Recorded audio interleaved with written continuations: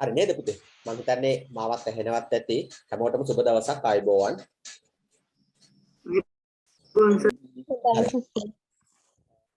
ආයුබෝවන් සර්. මේ දවස්වල ඔයාලට වැසි ගතියක් තියෙනවද අද? ඔව් සර් ඔව්. එහෙනම් වහිනවා. අද කිට් එකක් මාරු කළානේ. වහිනවනේ. හරි එතකොට මේ මට චුට්ටක් පොඩි ටිකක් කතා කරන්න තියෙනවා. ඒ කතා කරන්න තියෙන ටික තමයි දැන් මේ මාසය කියලා කියන්නේ මේ සැප්තැම්බර් මාසය මේ සෝරි සමහරවිට ඔක්තෝබර් මාසය මට කියන්න ඕනේ සැප්තැම්බර් මාසයේ දුන්න වැඩපොත සහ කෙටි ප්‍රශ්නාවලියේ කොතනක හරි අඩුපාඩුවක් වුණාද ඒ කියලා කියන්නේ මං අතින් තව කියලා දෙන්න මොනවා හරි තියනවද ඒක ඉතුරු වෙලා උත්තර එහෙම මොනවා හරි තව ඉතුරු වෙලා තියෙනවද කියලා මම දරුවන්ගෙන් ඇහුවේ කෙටි පේපර් එක ව්‍යුහගත රචනා ප්‍රශ්න පත්‍රේ මම අහන්නේ සැප්තැම්බර් මාසයක ඉවර කරගත්තද අපි මම ඔයාලගෙන් අහන්නේ පොඩ්ඩක් බලන්න ඔව් සර් මට මතක හිටියේ අපි ඉවර කරානේ සර් ඒක. අපි ඉවර කරානේ. මොකද වෙලා තියෙන්නේ එකට නෑ ඒක අපි ඉවර කරානේ. ඔව් මැප් එක තමයි සැප්තැම්බර් එක හරි මොනවා හරි අතපහුවෙච්ච එකක් තියෙනවද කියලා අපි අහන්නේ මම ඉවර කළා නමුත් මම ඉවර කරා කියන එකයි ඔබේ හිතේ ඉවර වෙලා නැති එකයි අතර ලොකු වෙනසක් තියෙන්න පුළුවන්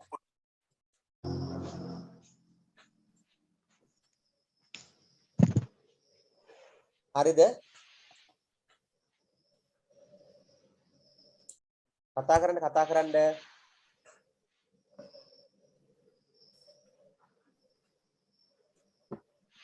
ඔව් ඒ කියන්නේ තාම මම අහන්නේ ගිය මාසේ පේපර් එකේ කොතනක හරි දෙයක් අඩුපාඩු වෙලා තියෙනවාද කියලා මම අහන්නේ දරුවන්ගෙන් හේතුව එහෙමනම් වහාම ක්‍රියාත්මක වන පරිදි අපි එය විසඳාගත යුතුයි හේතුව එහෙම නැති වුනහම ඔකේ ප්‍රශ්න ගණනාවක් එනවා ඒ ප්‍රශ්නවල පළවෙනි ප්‍රශ්නේ මට කියලා කියන්නේ මොකද්ද දන්නවද සාමාන්‍ය එක මම එච්චර ක්‍රියා කරන්නෙත් නැහැ නම් ගැලපෙන්නේ නැහැ දරුවෝ කරන වැඩේ තමයි තැන් තැන් වල ගිහිල්ලා අර ජන්ම ගතිය පටන් අර ගන්නවා රෙදි නැතුව අපිව විවේචනය කරනවා සර් වැඩ පොතක් සල්ලිත් අර ගන්නවා ඒකත් ඉන්නේ මාසෙකට එහෙමත් ඔක්කොම කියලා කියන එක කවදාවත් සාකච්ඡා කරන්න කියලා දෙන්නෙත් නැහැ කියලා. හරි? වෙන්නේ නැහැ. නමුත් වෙන්නේ නැහැ කියලා කිව්වට වැඩක් නැහැ. හිතපු ගමන් පතරංග ඇද බානවා කියලා. හරි? ඒ නිසා මම අහන්නේ තරහකටවත් බනින්නවත් කරන්නවත් නෙමෙයි. සැප්තැම්බර් මාසේ ડોකියුමන්ට් එකේ ඉතුරුවක් තියෙනවා නම් මට කියන්න ඉතුරුව පිළිබඳව ඔබත් එක්ක සාකච්ඡා කරන එක විසඳලා දෙන්න සූදානම්. කොතනක හරි කියන එක කවුරුත් කියන්නේ නැහැ.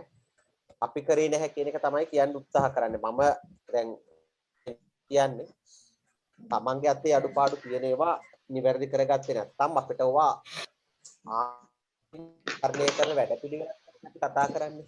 හරි. එහෙමනම් ඒක කරලා ඉවරද නැවතත් අහන ප්‍රශ්නේ.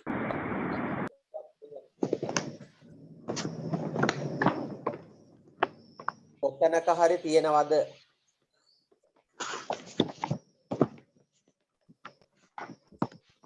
හරි. කතා බහක් නැහැ. නෑ අපි අර ගැටලුව තිබ්බේ අර සංවර්ධන ඔක් කියන්නේ නිවේදනේ ඒකත් අපි කතා කරානේ. මම කතා කරා ඒක විටින් විට කතා කළා. මං අහන්නේ තවත් කාට හරි ඉතුරුවක් කොතනක හරි අඩුපාඩුවක් තිබේද කියලා අහන්නේ.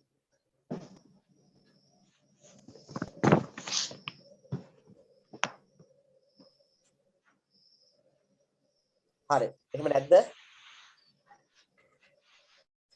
සාධ්‍ය නැහැ. එහෙනම් මේ ගැටලුවක් නැහැ. මං කියන්නේ මට නෙමෙයි මං කියන්නේ ඔයාලගේ පැත්තේ අඩුපාඩුවක් වෙලා තියෙනවා නම් හරි. මේක මේ දැන් අද දවසේ තව වැඩ අපිට ගන්නත් ඕනේ. පාඩමට කලින් පුතේ මේක චුට්ටක් out of එකක් යන්නේ back to screen යන්නේ. back to screen කියලා කියන්නේ පාඩමට පටන් ගන්න කලින් වෙන දෙයක් කියලා කියන්නේ මගේ පෞද්ගලික ගැටලුවක් හෝ එහෙමත් නැත්නම් වෙනම ආකාරයේ මගේ ගොඩ හදා ගන්න හදන එකක් නෙමෙයි. මම මේ කතා කරන්න යන්නේ නව ප්‍රවණතාවයන් පිළිබඳව මාධ්‍යයේ තියෙන ඉගෙන ගන්න විශේෂයෙන් නව ප්‍රවණතාවයක් ගැන කතා කරන්න යන්නේ. මේ කතාවට මාත් එක්ක ඔයාලා එකතු වෙන්න ඒකට තමයි මේ අවධානය යොමු කරන්නේ. ඔයාලා ටෙලිනාට්‍ය බලනවද? බලලා තියෙනවද? බලලා තියෙනවා සර්. බලලා තියෙනවා වගේම බලන්න නැතුව ඉන්න එපා බලන්න. බලන්න කියලා කියන්නේ මේ එල්ලගෙන බලන්න කියන එක නෙමෙයි මේ කියන්නේ. නාට්‍යයක් චුට්ටක් මේ විභාග අවශ්‍යතාවය වෙනුවෙන් බැලුවට කමක් නැහැ. හරි. එතකොට මම එහෙම කියලා කියන්නේ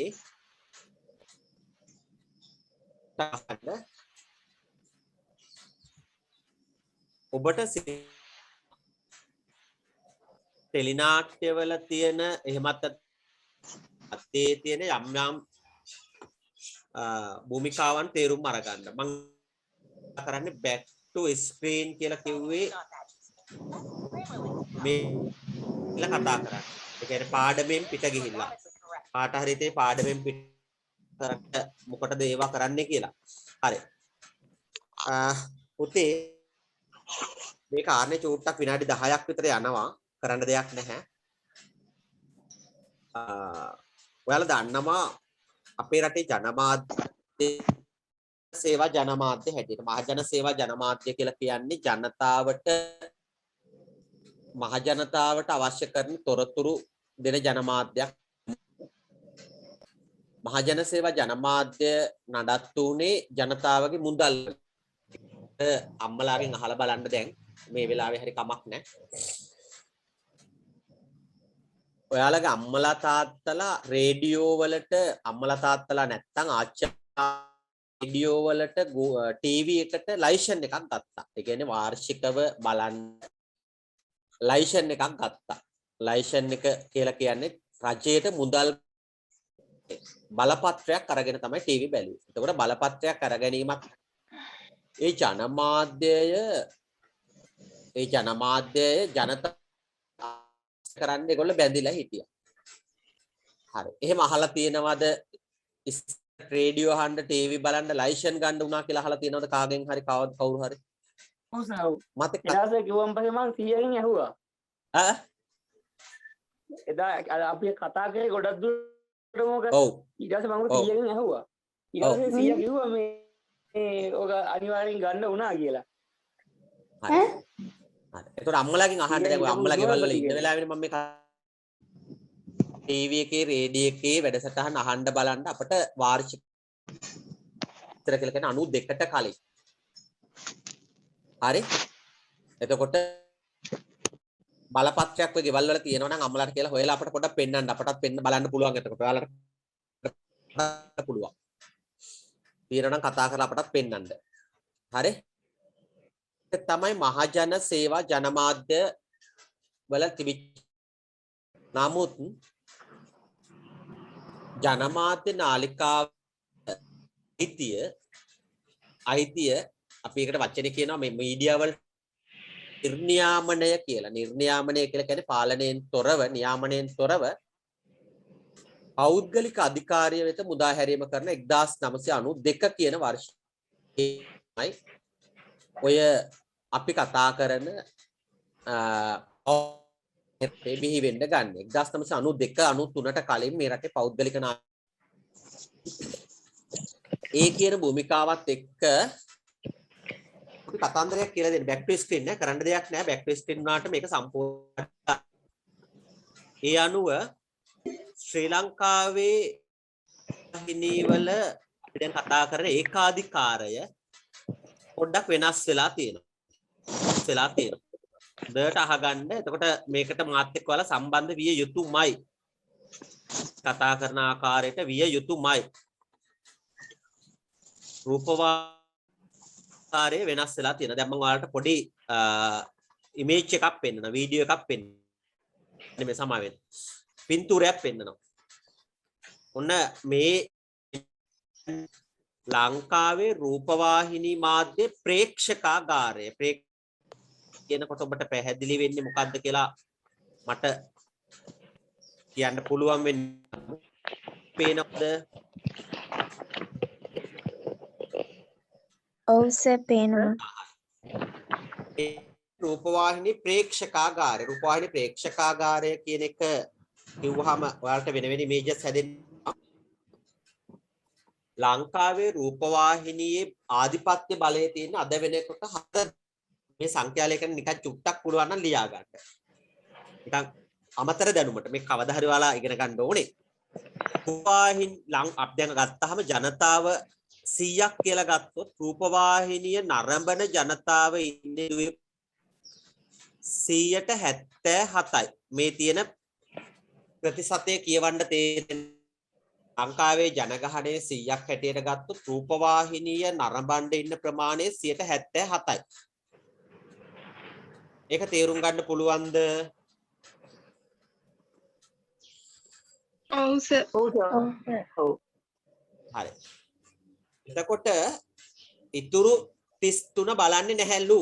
අපි නෙමෙයි කියන්නේ රිසර්ච් කරමින් වෙනම කතන්දරයක්. ඊළඟට ඒ 177 බලන අනුව ඒ 177 බලන ආකාරය අනුව ප්‍රධාන නාලිකා 3ක් තමයි ඒ 177 ඒකාධිකාරිය බෙදිලා තියෙන්නේ.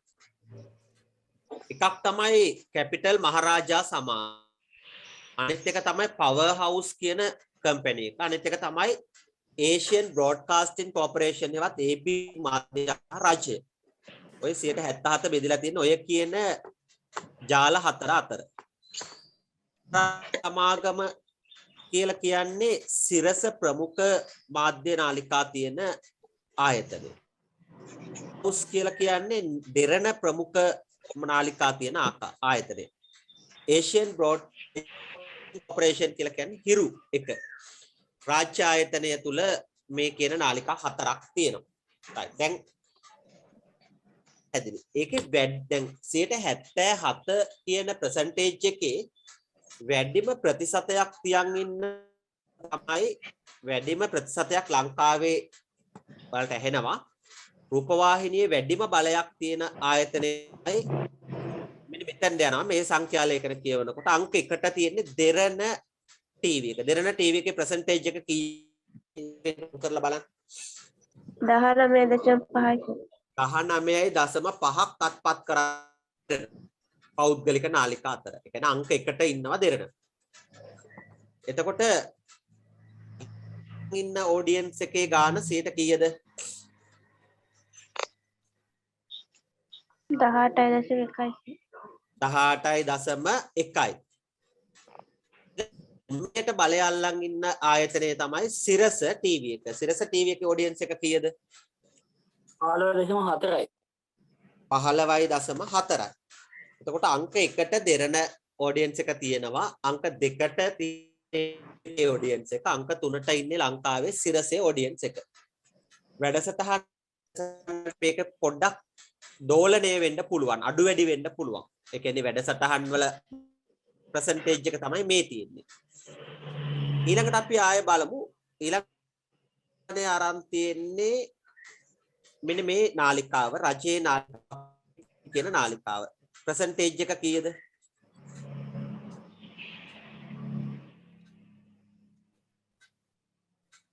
7යි. 107යි. එතකොට දැන් ආයෙ බලන්න ඔඩියන්ස් එක 177න් 70ක්ම ඒගොල්ලන්ට අහිමි වෙලා තියෙනවා. 7යි ඒගොල්ලන්ට අල්ලන් ඉන්න පුළුවන්. ඊළඟට ආයෙ බලමු. ඒක අංක 4 කියලා දැන් ඔබට පැහැදිලිනේ මම මේ කියලා දුන්නනේ අංක 4 කියලා. අංක 4 කියලා කියන්නේ ඒගොල්ලෝ ළඟ. ඊළඟට බලන්න මේ ශක්ති ටීවී එකේ බලය 6ක්. 6.1ක්. ඊටත් වඩා රූපවාහිනියේ ප්‍රේක්ෂකාගාරය. රූපවාහිනියේ ප්‍රේක්ෂකාගාරය කීයද? 4.3යි සර්. 4යි. ඔබට ඕකේ කියවන්න පුළුවන්. දැන් ඔක මගේ සංඛ්‍යා ලේඛනයක්වත් මම හදපු ගාණක්වත් එහෙම එකක් නෙමෙයි තියෙන්නේ. මෙතන තියෙන්නේ සමීක්ෂණ කරන ලද තොරතුරු ජාලයක් තියෙනවා. ඔබට පැහැදිලි. මේ කොයි අවුරුද්දේ වගේ වෙද්දිද? දැන් මාත් එක්ක පළවෙනියට ඔබට. ඔව් කියන්න මොකද්ද ප්‍රශ්න? මේක මේ අවුරුද්දේ වගේ කියන්නේ මොන අවුරුද්දේ සර් රිලීස් කරලා තියෙන්නේ මේ රිසල්ට් එක? මේ රිසල්ට් එක බැලුවත් අදත් මේක තියෙනවා. මොකද මම ගිය සතියේ මේක බැලුවා. හරි? උද්දේ මම ගත්ත එකක්. නමුත් මම අද නෙමෙයි සමාවෙන්න ගිය සතියේ මේක බැලුවා මම. ගිය තප්පරයක්. ඔයාලට මම මේ කතා කරන්න පොඩි වැදගත් එකකට. ඔයාලා හරියට කතා කරන්න මීඩියා ඕනර්ෂිප්. තප්පරයක් ඉන්න මම පෙන්නන්න ඔක්කොම පෙන්නන්න බය වෙන්න එපා.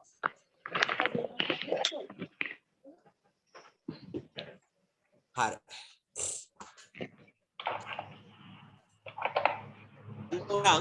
කොහොමද බලන්නේ කියන එක මම පෙන්නන්නම්. ඉන්න තප්පරයක්. එතකොට කැමති කෙනෙකුට යන්න පුළුවන්. මයික් එකක් කාගේ හරි ඔන් වෙලා තියෙන අනවශ්‍ය විදියට. මේ තියෙනවා. Media Ownership Monitor ශ්‍රී ලංකා කියලා මේකක් පේනවද page එකක්? Media පේනවා. ශ්‍රී ලංකා. හරි. ඔව්. මම ඒකට ප්‍රවේශ වෙනවා.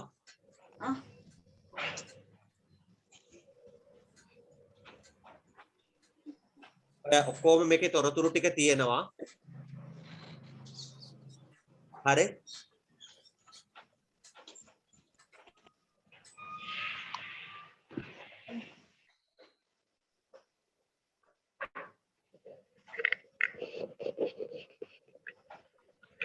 ඉවසන එක තමයි වැදගත් වෙන්නේ.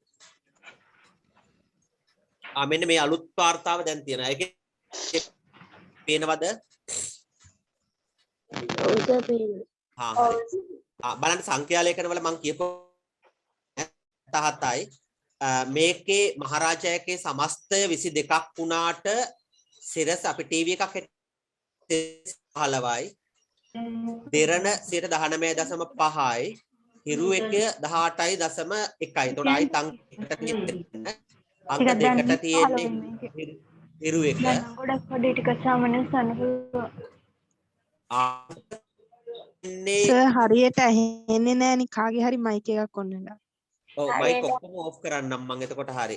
මටත් ඒ කරන්න කියලා කිව්වනේ හා කමක් නෑ. දැන් හරි මම ඕෆ් කරා. දැන් හරිද දරුවෝ? දැන් හරිද? අපිට උදව් කරන්න හැමෝම එතකොට සහයෝගයෙන් යන්න පුළුවන් වෙන්නේ. එතකොට දැන් ඔයාලට පැහැදිලි අංක කැපිටල් මහරජා සමාගම තියෙන 22ක් බලයක් අල්ලන්න. හැබැයි ටීවී එකක් හැටියට ගත්තාම ලොකුම බලයක් තියෙන්නේ දෙරණට. එකක් හැටියට ගත්තාම ඒක තේරෙනවද මම මේ කියන කාරණේ? අංක 1 හිටියට මේ ගෲප් එක තනිකාවක් හැටියට බලය තියෙන්නේ වැඩියෙන්ම මේ දෙරණට. පැහැදිලිද? ඔව් සර්. right. very good. බලය තියෙන්නේ මේ කියන ආයතනයේට. හිරු එකට. අංක 3 බලය තියෙන්නේ අංක 4 බලය තියෙන ITN එකට. අංක 5 බලය කියන දෙමළ නාලිකාවට හිරු එක පවත් සිරස පවත්වා යන මහරජා ආයතනය. අංක 5ට තමයි කියන ආයතනය තියෙන්නේ. පැහැදිලිද? ඔව් සර්. ඔව් සර්. ඉතින් ඒකේ අමතක කරන්න එපා. ඒකේ සෝස් එක දාලා තියෙනවා. මේ සෝස් එක මෙන්න මෙතන දාලා තියෙනවා 2000 තමයි තියෙන අන්තර්ජාලය තුලත්. LMB වාර්තා 2017. පොඩි වෙනසක් වෙලා ඇති දැන් යම් ආකාරයක අප්ඩේට්ම නිවුස් එක තමයි ඔය. හරි. අපිට ඒක වළක්වන්න බෑ. දැන් එතකොට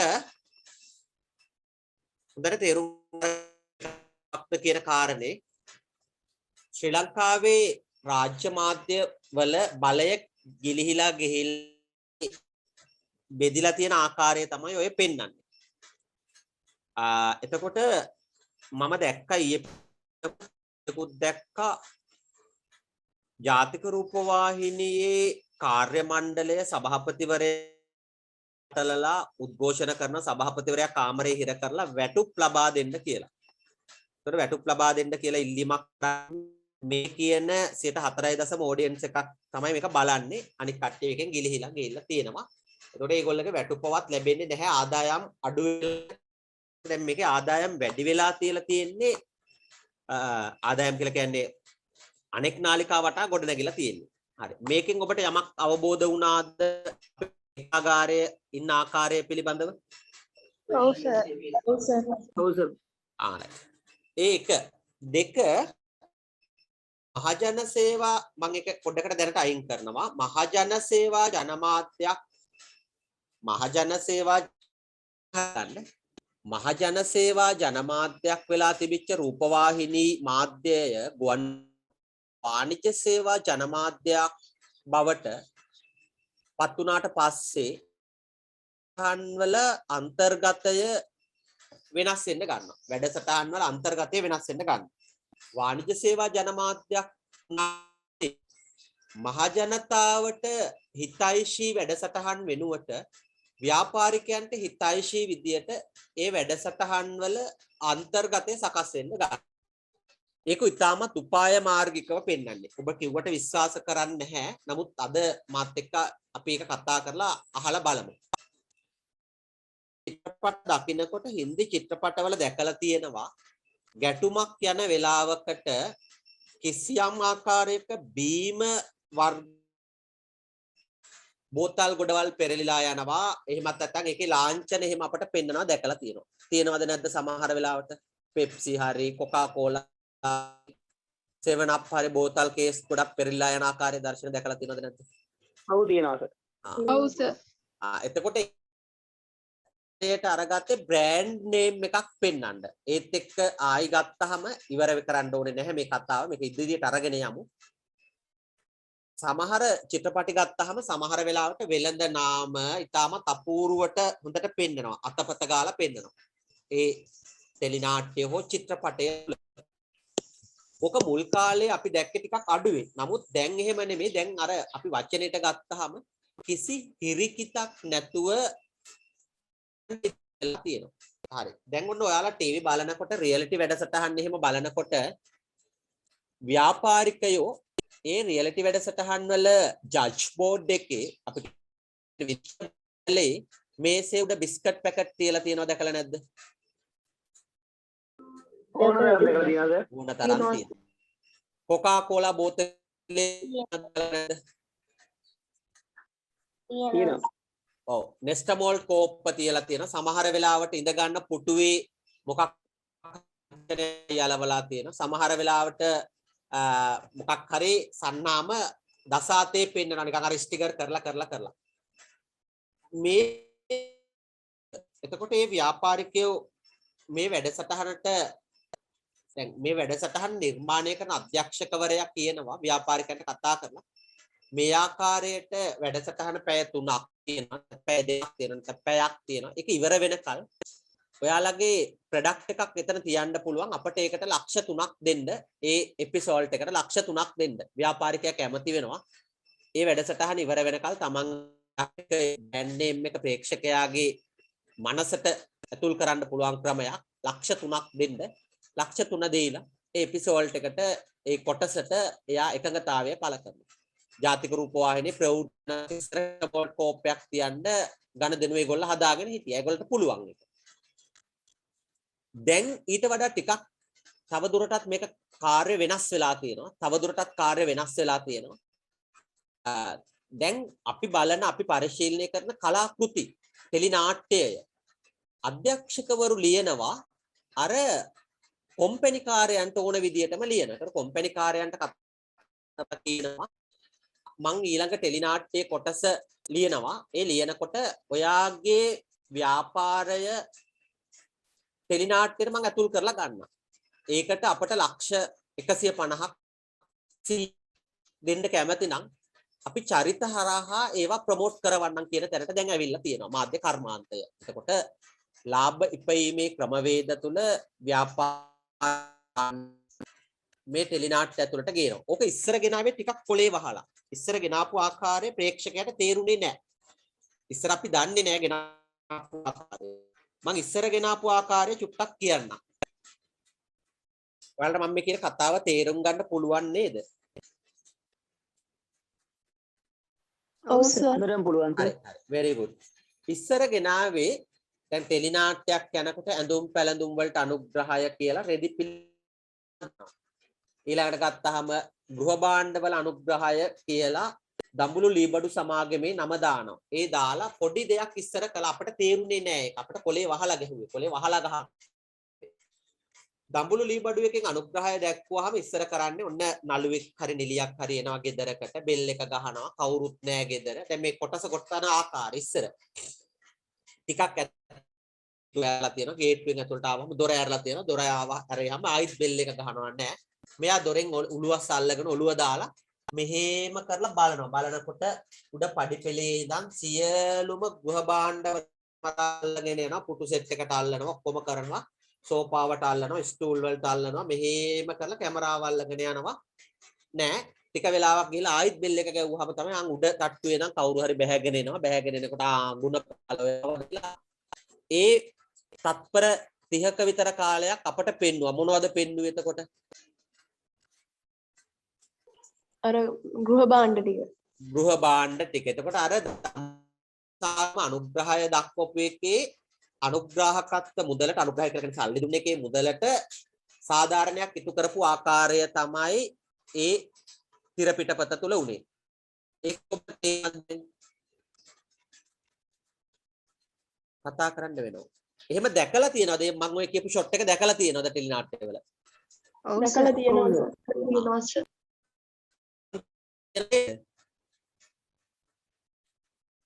දරුවනේ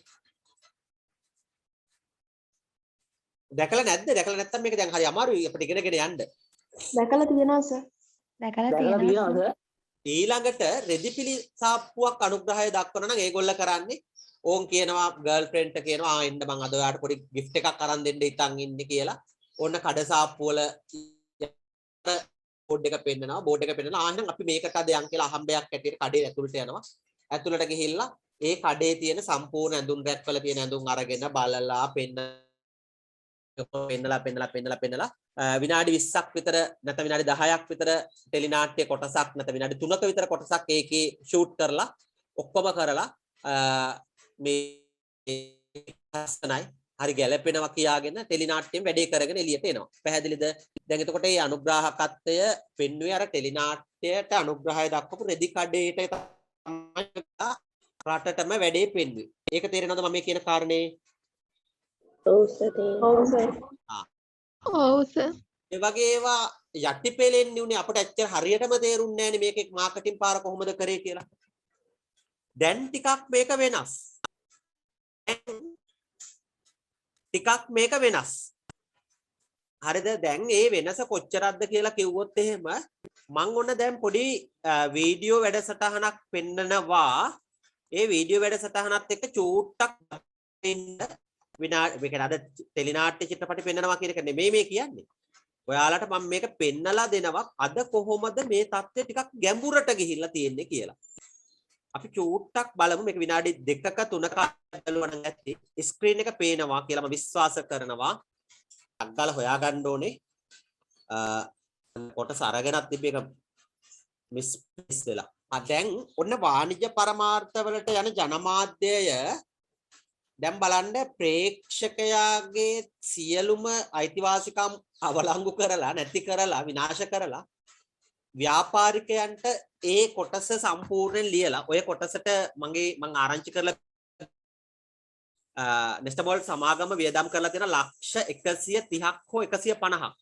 ඒතකොට ඔය නෙස්ටමෝල් මොනවාද අපි කියන්නේ කොඩිය ගලවපු කෙනාට 1.10ක් විතර ගෙවලා තියෙන එක චරිත රංගපෑවට. ඊළඟට අර තෑගි අරන් යන එක්කෙනාට තෑගි බාන අයට ඒ වගේ ගණන් ගෙවලා තියෙන ලක්ෂය වගේ ගෙවලා තියෙන කොටස තුල.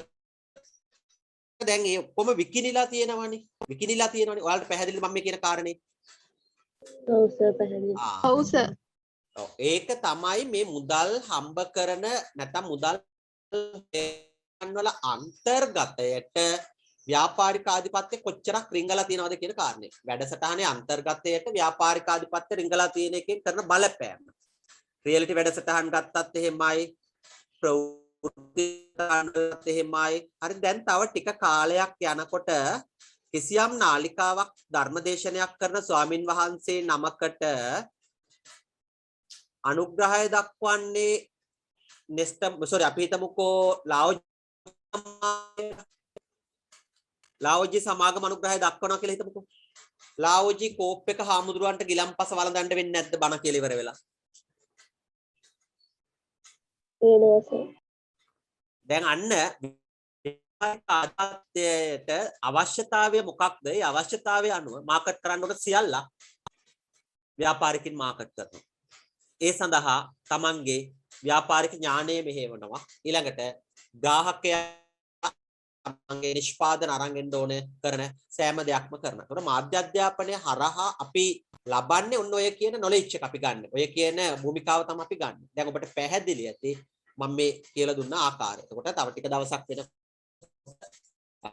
ලාවෝජි සමාගම නම් බණට අනුග්‍රහය දක්වන්නේ හාමුදුරන්ට සිද්ධ වෙනවා ලාවෝජි කෝප් එක තේක බොන ගමන් වක්‍රාකාර බණ කියලා දැන්වීමකට පෙනී ඉඳලා මාර්කට් යන්න වෙනවා. හාමුදුරුවෝ දන්නෙත් නැහැ. උන්වන්සේ මාර්කට් උනායි කියන කාරණය. ඔබට පැහැදිලිද? ඔව් සර්. හරි. තව මොනවද ඔය අතර කතා කරන්න තියෙන්නේ මාත් එක්ක? ඔයාලගේ පැත්තෙන් කරන්න තියෙන අදහස් සහ යෝජනා මොනවාද?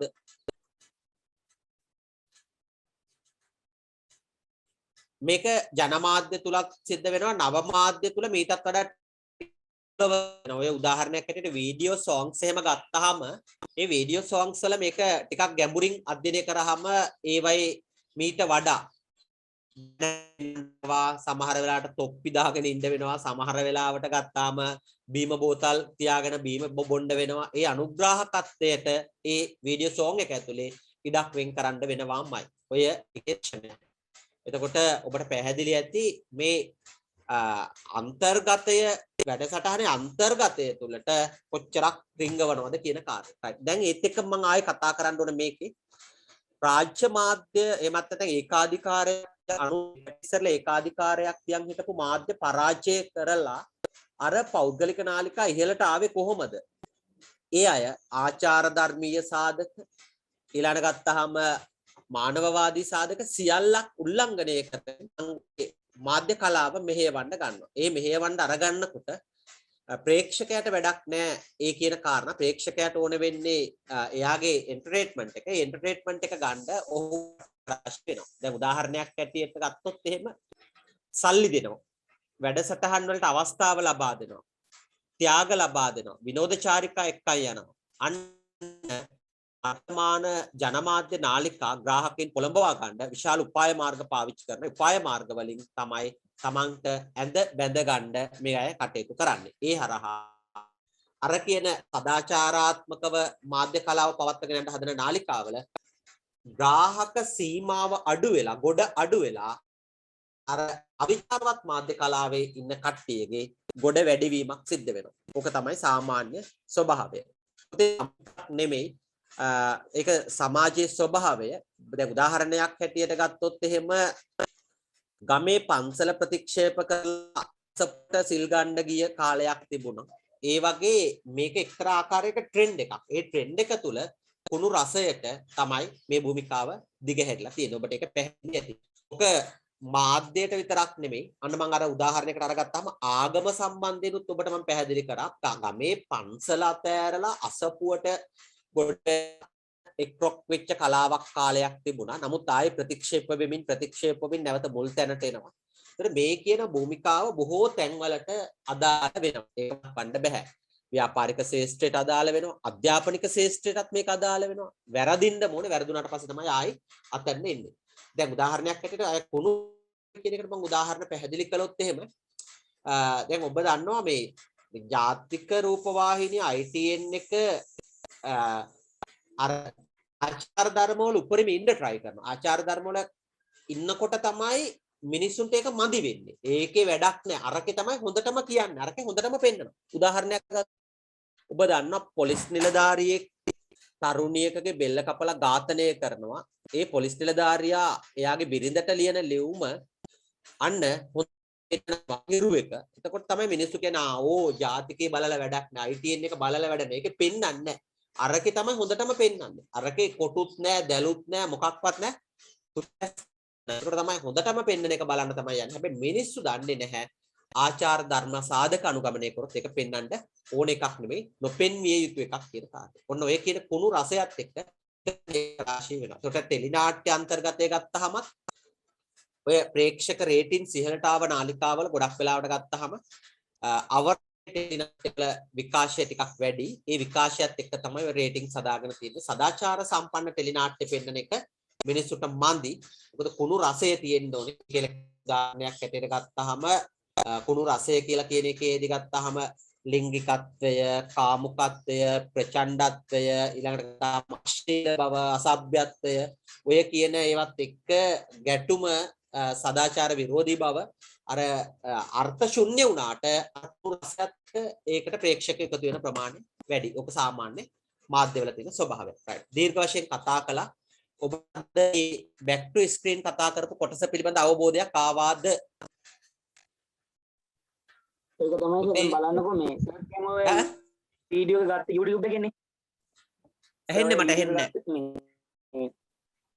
මොකද ආයි බලන්න ඕනේ. ගත්ත YouTube එකේනේ. මට තේරුන්නේ නැහැ පුතේ. ඔය ගත්තෙත් ඔය මේ නාටකංකාරයෝ වීඩියෝ එක YouTube එකේනේ.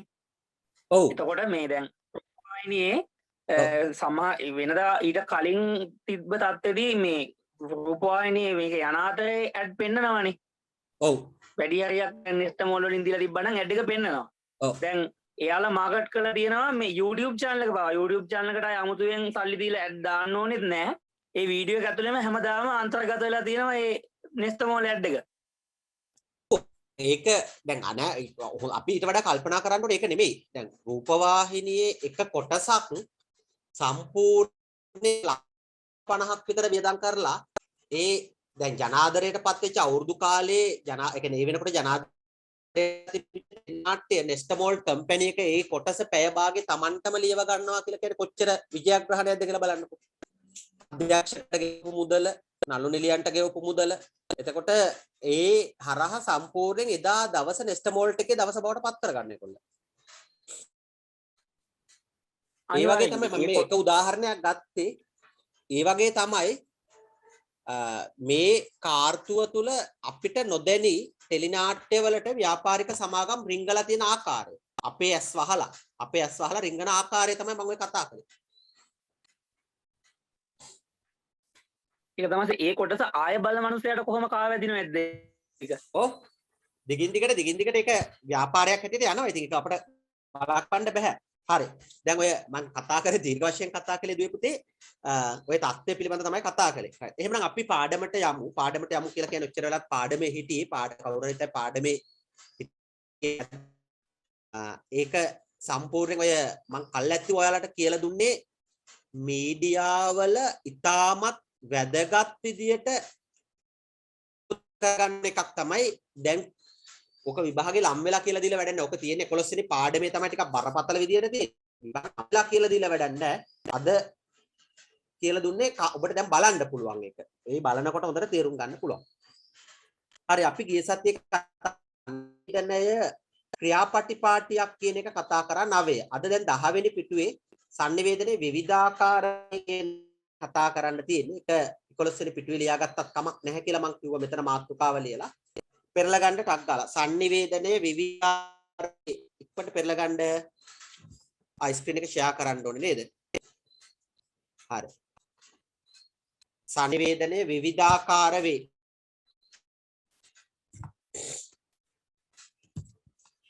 වගකීමෙන් පන්ති වලට සම්බන්ධ වෙන්න දෙකක් වගේ යනකොට මම ඔබට සියලු තොරතුරු දෙනවා පන්ති පටන් ගැනීම සම්බන්ධයෙන් භෞතික පන්ති වලට එන කට්ටිය ඒවට එන්න ඔන්ලයින් ඉන්න කට්ටිය ඔන්ලයින් ගැටලුවක් නැහැ මම දෙවිදියටම ඔබට සර්විස් එක සපයනවා හරි ලියා ගන්න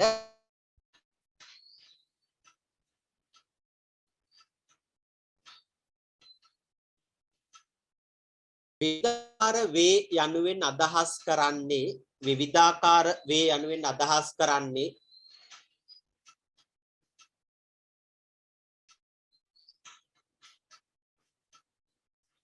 විවිධාකාර වේ යනුවෙන් අදහස් කරන්නේ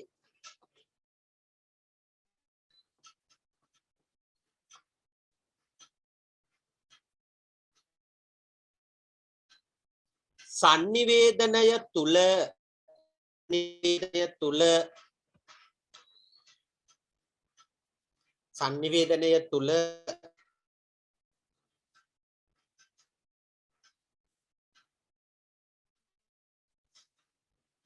ඒකීය රටාවන්ගෙන් තොරව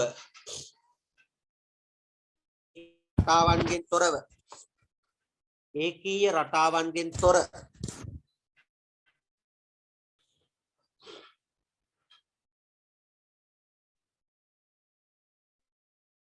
ඒකීය රටාවන්ගෙන් තොර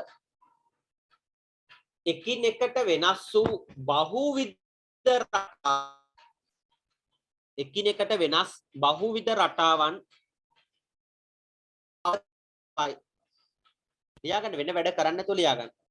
එකිනෙකට වෙනස් පවතින බවයි.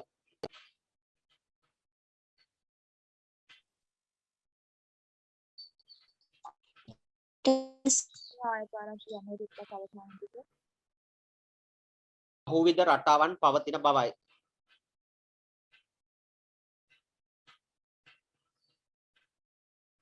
sannivedana ඇලයිරක් විදි. sannivedana ස්වරූප ඇලයිරක් විදි.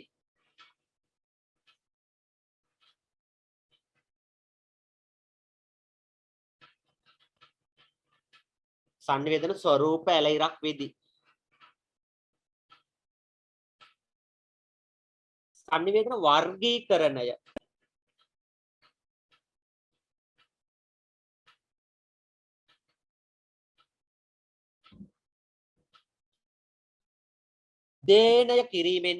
අධ්‍යයනය කිරීමෙන්ද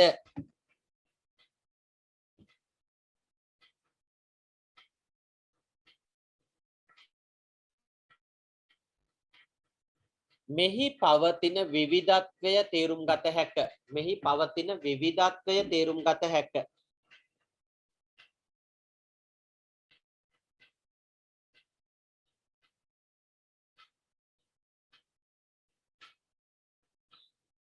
එහෙම උතරම ඉඳයි ලියමු.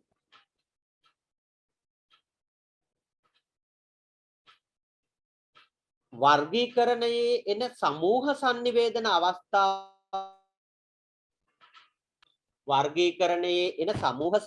අවස්ථාවක් ගත් පිට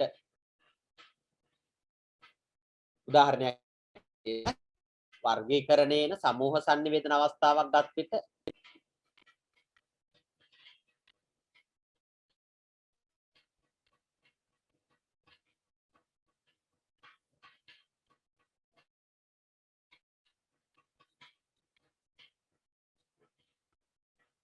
එම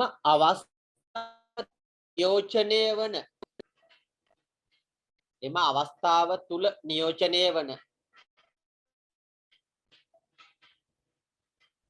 සන්දර්භයෙන්ද පැහැදිලි කරලා දෙනවා. සන්දර්භයෙන්ද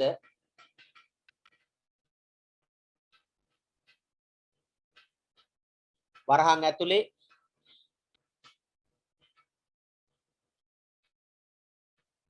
ආගමිකකම දේශපාලනිකකම අධ්‍යාපනිකකම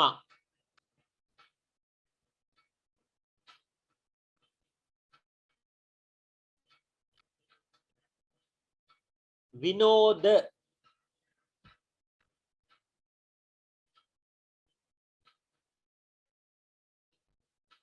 කම සමාජීය හරි.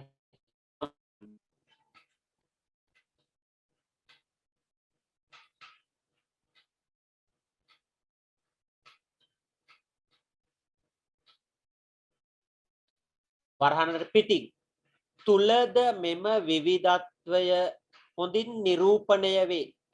තුලද මෙම විවිධත්වය හොඳින් නිරූපණය වේ.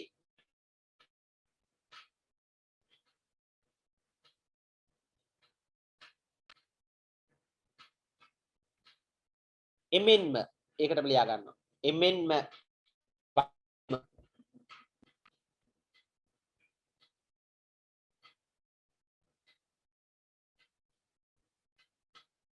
උක්ත අවස්ථාවේදී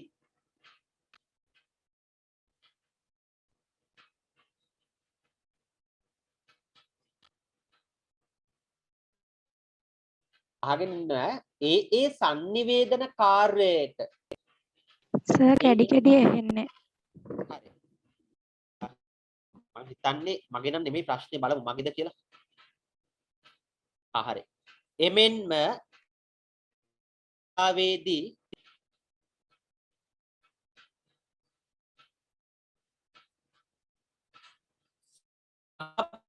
වන එමෙන්ම මේ අවස්ථාවේදී සහභාගී වන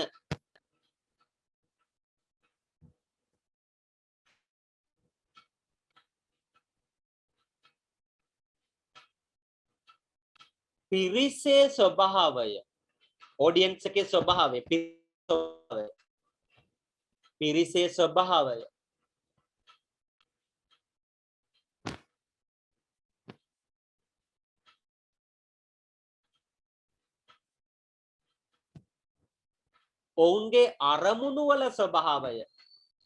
ඔවුන්ගේ අරමුණු වල ස්වභාවය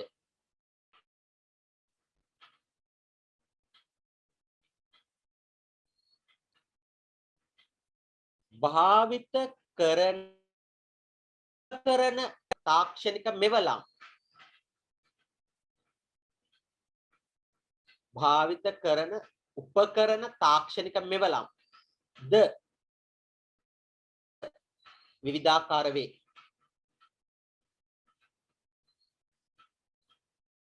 right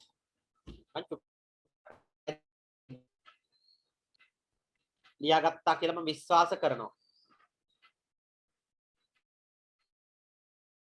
චුට්ටක් පැහැදිලි කරලා දෙන්නම් දුවේ පුතේ. මම පොඩි උදාහරණයක් ගත්තා. පැවරිච්ච කාර්යය තමයි දරුවන්ට තේරුම් කරලා දෙන්න ඕන sannivedanaya කියන එක විවිධාකාරයි කියන එක. ඒක තමයි මට පැවරිච්ච කාර්යය. මේක තියෙන්නේ sannivedanයේ ස්වභාවය තුල. එතකොට අපි සරල උදාහරණයක් දැන් ගත්තේ.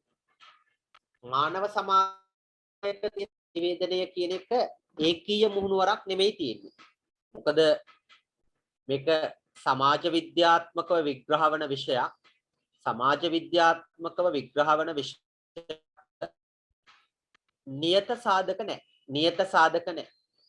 භෞතික විද්‍යාවේ වගේ නියත සාධක නැහැ. ඒ කියලා කියන්නේ ජලය ගත්තාම ජලයේ සංයුතිය H2O1 වුණාට ඒක නියතයක්. ඒක ලංකාවේ නෙමෙයි ලෝකේ කොහේ ගිහිල්ලා බැලුවත් ජලයේ සංයුතිය H2O1. ඒක නියතයක්.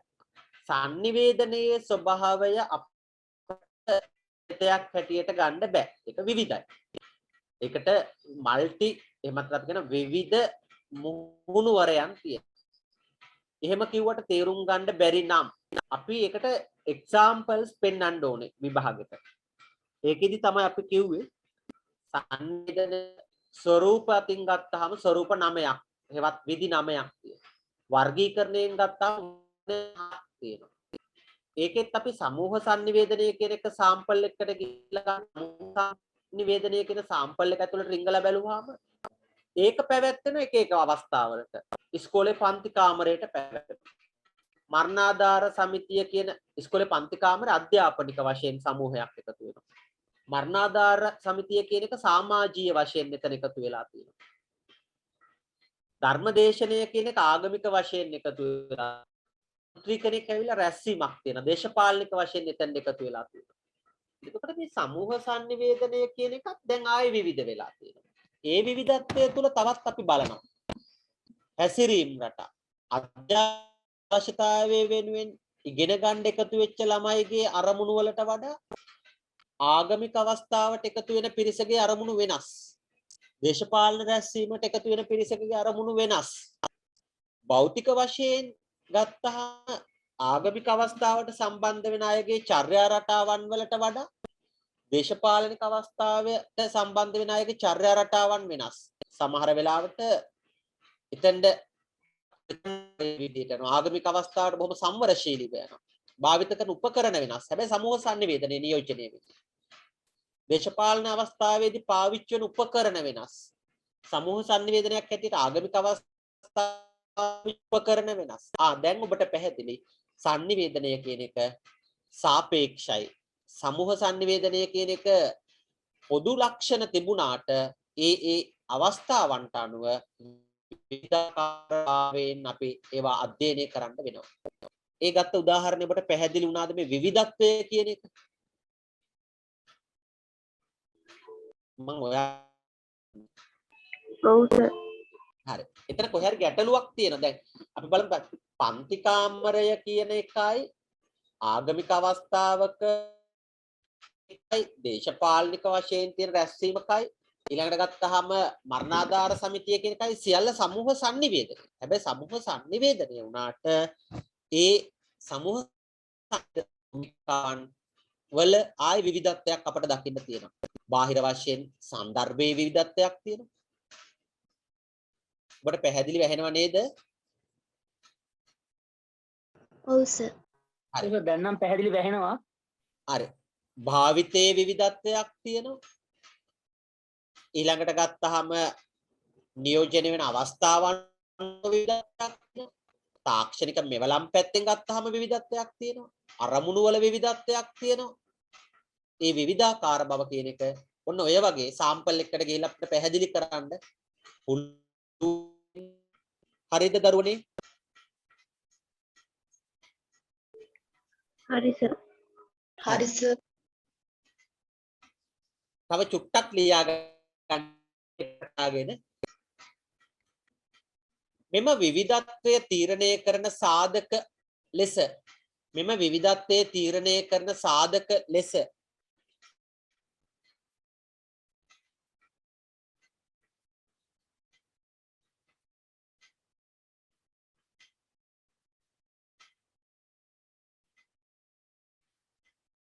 එකකට සීමා විය නොහැකි තීරණය කරන සාධක හැටියට එකකට සීමා වෙන්න බෑ. එකකට සීමා විය නොහැක.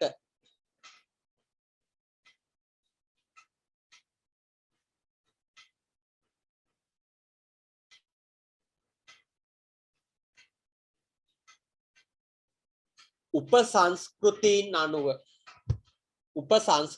අනුව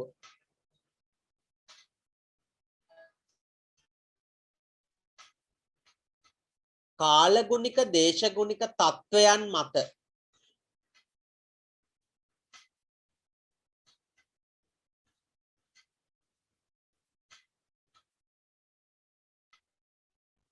අවශ්‍යතාවයන් වල ස්වභාවය අනුව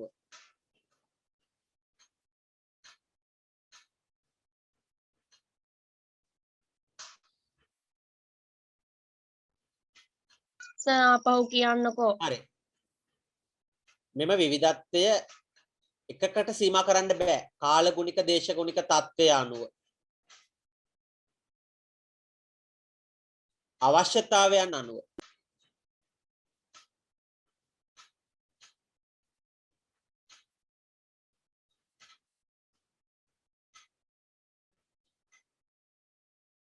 සංස්කෘතින් වල ස්වභාවය අනුව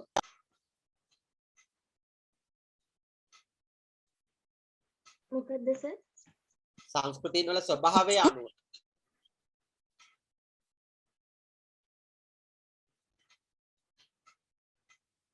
හරි.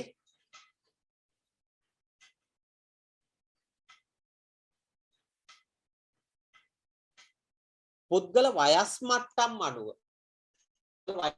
තරුණ ළමා වැඩිහිටි මහලු පුද්ගල වයස් මට්ටම් අනුව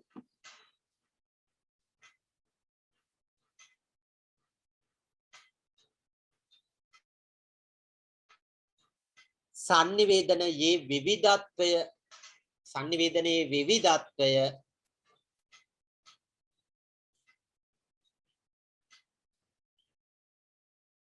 විග්‍රහ කළ හැකිය විග්‍රහ කරන්න පුළුවන්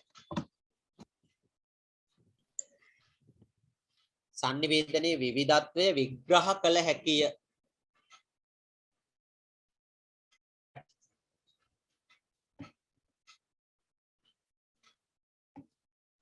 දරුවන්ට පැහැදිලි වුණාද ඒ කියන භූමිකාව ඔව් සර් ඔව් හරි ඔව් සර්. බලන්න චූටි ඉල්ලීමක් කරනවා ඒ ඉල්ලීම තමයි මේ සිහි බුද්ධියෙන් හොඳට අහගන්න මගේ දැන් ඔයාලා දන්න මම ඔයාලත් එක්ක ගණදුර කරන ජංගම දුරකථන අංකයක් තියෙනවා 0.7140 එතකොට ඒකෙන් කිසි ප්‍රශ්නයක් නැහැ ඔයාලට තියෙන ගැටලු විමසන්න ගැටලු විමසනවා කියලා කියන්නේ ප්‍රශ්න අහන ඒවා එකෙන් අහන්න කරගත්තාම මොනවාද අපි කියන්නේ මාත් එක්ක sannivedanaya කරන්න ඕනේ මේකෙන් sannivedanaya කරන්න එතකොට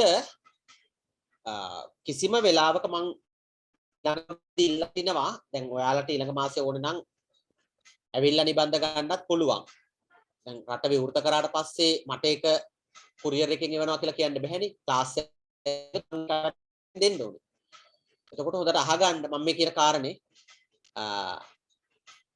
මේ කියන්නේ බැංක් ඩිපොසිට් කරනවා නම් මින් ඉදිරියට අද නෙමෙයි මම මේ කියන්නේ මම දිනේ කියනකල් හදිස්සි වෙන්නත් එපා මම ඔයාලට හඳුන්වලා දීලා තියෙනවා තව අංකයක් මේ අංකය මතකද ඔයාලට ඔව් සර් මතකයි තාම එපා මම කිව්වට පස්සේ 0.7 ඔන්න ඔය කියන අංකයට තමයි මේ ඒතුරු එවන්න ඕනේ. මගේ දුරකථන අංකයටයි ඒකටයි දෙකටම එවන්න බෑ. මගේ එකට එවන්න බෑ. මගේ එකට එවන්න බෑ කියලා මම හේතුව කියන්න.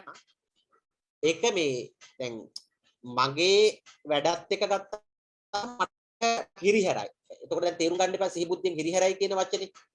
එතකොට ඔයාලා කෙලින්ම ඔයාලගේ තොරතුරු එවන්න ඕනේ මේ දුරකථන අංකයට එවන්න ස්ලිප් එක. ඊළඟට ස්ලිප් එකේදී සාමාන්‍ය ළමයිට කවදාවත් හිංසා කරන්නේ නැහැ. ඔයාලා දැනගන්න ඒක දුක් වෙන්නත් එපා මං ගැන නෙමෙයි ඔයාලා ගැන දුක් වෙන්නත් එපා. ස්ලිප් එක දැන් තියෙනවනේ මොකක් හරි ස්ලිප් එකක් එක්ක ඔයාලට ඔයාලට හම්බ වෙනවනේ බැංක් එකේ. ඒ ස්ලිප් එක ඔන්ලයින් පේමන්ට් කරන කට්ටියට විතරයි මේකේ ගැටලුව ඉන්නේ. ඒක මම ඒගොල්ලන්ට විකල්පයක් කියන්නම්. හරි ඒගොල්ලන්ට විකල්පයක් කියන්න. අහන්න.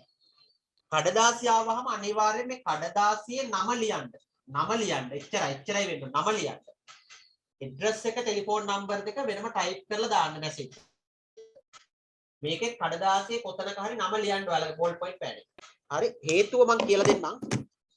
මේ ඒක කියන එකත් එච්චර ඒකට සුදුසු නෑ මම ඒක ආස නෑ ඒක කියන්න. කියන්නම්කෝ. මොකද ඔය වැඩේටත් සමහර කට්ටිය වංචා කරපු කට්ටිය ගිය මාසේ. මම ඒ කට්ටියට මොකුත් කියන්න ගත්තේ නෑ. මම වංචා කරලා හරි ඉල්ලපු කට්ටිය මම ටියුට් එක දුන්නා. ඒක මම එච්චර කියා කරේ නෑ.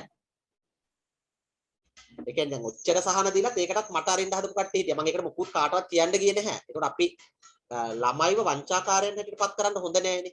ඒ කියන්නේ ඒකට අපි ඒක හෝල් එකක් විදිහට වංචා කරන්නේ. ඒතර හොඳම වැඩේ තියෙන්නේ ඔයාලට අතට හම්බෙන printed clip එකක් හම්බ වෙනකොට courier වලින් ඉල්ලනවා නම් ඒකේ නම ලියන්න. ඒකට ප්‍රශ්න ඉවරයි. ඒකට කවදාවත් මේ මම ඔයාලට අනුබල දීලා නැහැ, වංචා කරන්න අනුබල දීලා නැහැ. හරි ඒක වෙන මොකුත් කියන්න එපා. ආසනයක කියන්න මේ අපි අනුබල දෙන්න හොඳ නැහැ. දරුවන්ට වංචා කරන්න පුරුදු කරන්න අනුබල දෙන්න හොඳ නැහැ. එතකොට මේ කියපු භූමිකාව පැහැදිලිද දැන් ඔයාලට?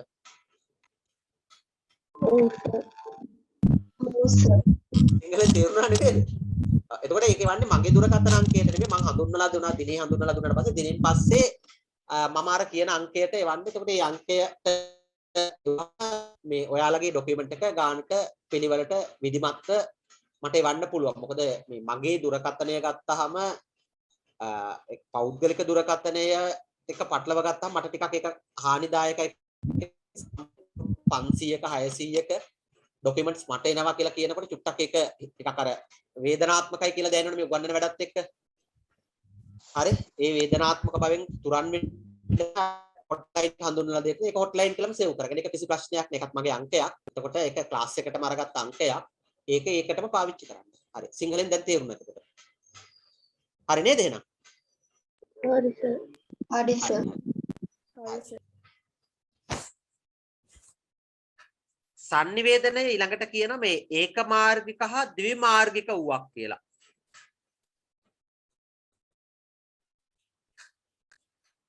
ඒක දන්නවා කියලා කියන්නේ ඔබ දන්නවා හොඳටම sannivedanaයේ ද්විමාර්ග තියෙන්නේ ප්‍රතිපෝෂණ ක්‍රියාවලියත් එක්ක. ප්‍රතිපෝෂණයක් නැත්තම් sannivedanaye ඒකමාර්ගිකයි.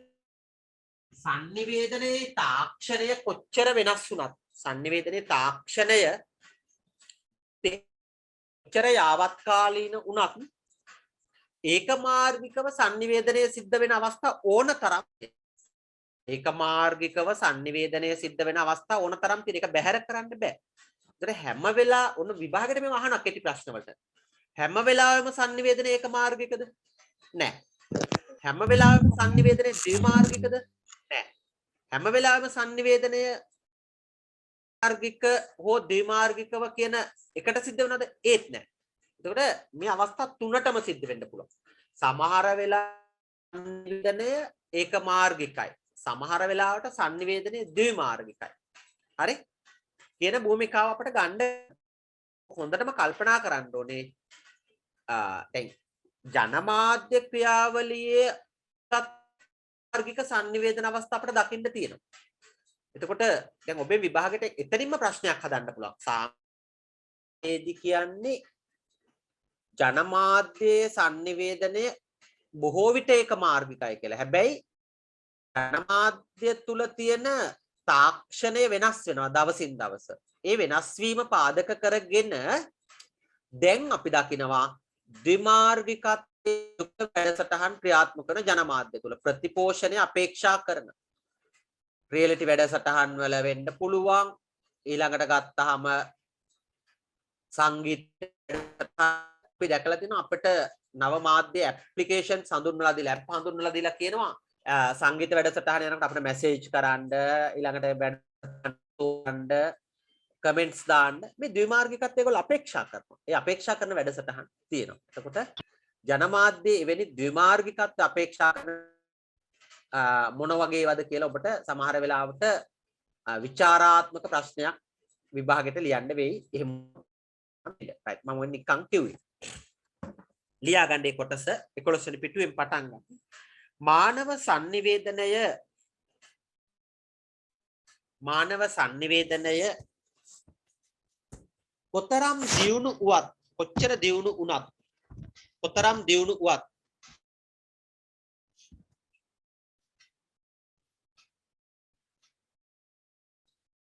එහි ස්වභාවය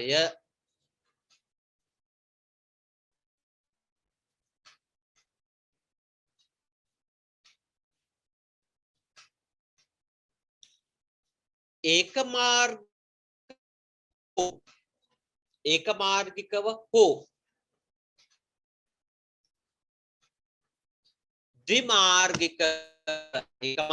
හෝ ද්විමාර්ගිකව දෙපැත්තට ද්විමාර්ගිකව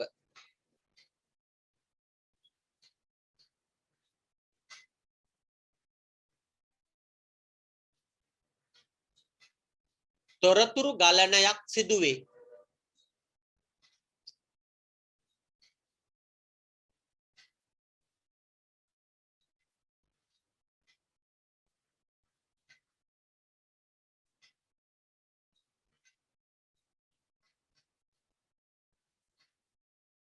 එකම ලියා ගන්න. දෛනික අවශ්‍යතා ඉටු කර ගැනීමට දෛනික අවශ්‍යතා ඉටු කර ගැනීමට දෛනික අවශ්‍යතා ඉටු කර ගැනීමට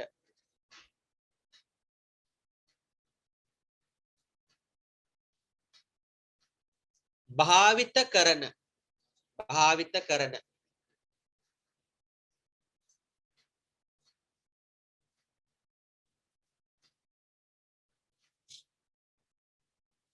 බොහෝ අවස්ථාවල බොහෝ අවස්ථාවල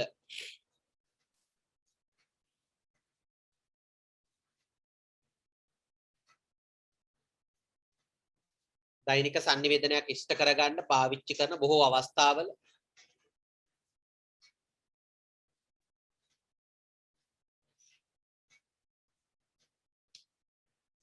sannivedanයේ ද්විමාර්ගිකත්වය sannivedanයේ ද්විමාර්ගිකත්වය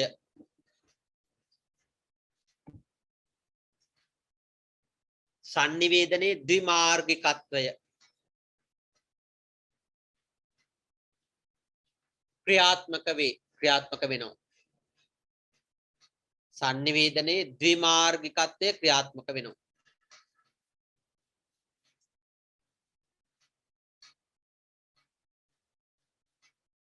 එකේ මම අදහස් කරේ දැන් අපි කඩේකට ගිහිල්ලා බඩුවක් ගන්න දෛනික අවශ්‍යතා බස් එකට නැගලා ටිකට් එකක් ගන්න ඊළඟට ගත්තාම අහුවමාරුවක් කරගන්න අවස්ථාවක මොකක් හරි දෙයක් යාළුවෙක්ගෙන් සටහනක් ඉල්ල ගන්න වෙලාවට එතකොට මේ වගේ වෙලාවට අපිට ගොඩක් වෙලාවට ද්විමාර්ගිකත්වය කියන එක සිද්ධ වෙනවා ඒකම ලියා ගන්නවා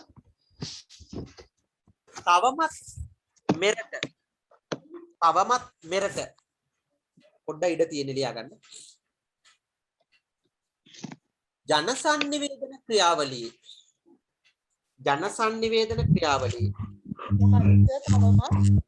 තවමත්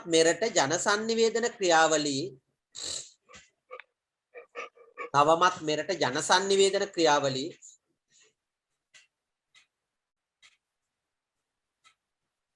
වැඩි ඉඩකඩක් ලොකු ඉඩකඩක්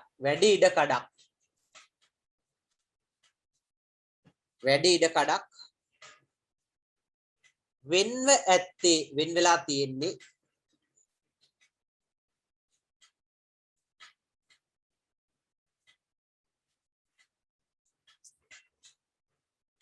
sannivedanයේ